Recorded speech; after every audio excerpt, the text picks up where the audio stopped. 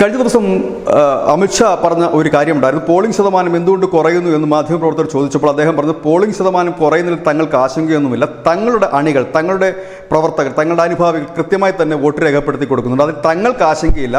Vote കുറയുന്നത് ആരുടെ എന്ന് അവർ ചിന്തിക്കേണ്ടതാണ്. ആ പാർട്ടിയാണ് അത് ചിന്തിക്കേണ്ടത് എന്ന് പറയുമ്പോൾ പ്രതിപക്ഷത്തിൻ്റെ വോട്ടാണ് കുറയുന്നതെന്ന് അദ്ദേഹം പറയുന്നതായിട്ടാണ് നമുക്ക് മനസ്സിലാക്കാൻ കഴിഞ്ഞത്. ഏതായാലും ഇന്ന് നടക്കുന്ന തെരഞ്ഞെടുപ്പ്, ഇപ്പോൾ നടന്നുകൊണ്ടിരിക്കുന്ന തെരഞ്ഞെടുപ്പിൽ വലിയ വോട്ടിംഗ് ശതമാനമാണ് ഈ RSS അല്ലെങ്കിൽ BJP ശക്തി കേന്ദ്രങ്ങളിൽ നടക്കുന്നത്.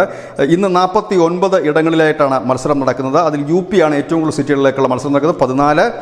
ഒപ്പം തന്നെ 6 സംസ്ഥാനങ്ങളിലായിട്ട് 2 കേന്ദ്രഭരണ പ്രദേശങ്ങളിലായിട്ടാണ് ഈ 49 സീറ്റുകളിലേക്ക് തെരഞ്ഞെടുപ്പ്. ബീഹാർ 5, ജാർഖണ്ഡ് 3, മഹാരാഷ്ട്ര 15, ഒഡീഷ 5, ബംഗാൾ 7, ജമ്മു കാശ്മീർ 1, ലഡാക്ക് 1 എന്നിങ്ങനെയാണ് ഇന്ന് മത്സരം നടക്കുന്ന തെരഞ്ഞെടുപ്പ് നടക്കുന്ന ഇടങ്ങൾ. അതിൽ ഏറ്റവും ശ്രദ്ധേയമായത് രാഹുൽ ഗാന്ധി മത്സരിക്കുന്ന റായ്ബറേലിയാണ്. ഒപ്പം തന്നെ അമേഠിയാണ്, അവിടെ സ്മൃതി ഇറാനി മത്സരിക്കുന്നു. ലക്നൌവിൽ 4ാം തവണയും രാജ്നാഥ് സിംഗ് ജനവിധി തേടുന്നു. എന്നൊക്കെ അനവധി പ്രത്യേകതകൾ നിറഞ്ഞ ഒരു തെരഞ്ഞെടുപ്പ് കൂടിയാണ് ഇന്ന് നടക്കുന്ന 5ാം ഘട്ടമാണ്.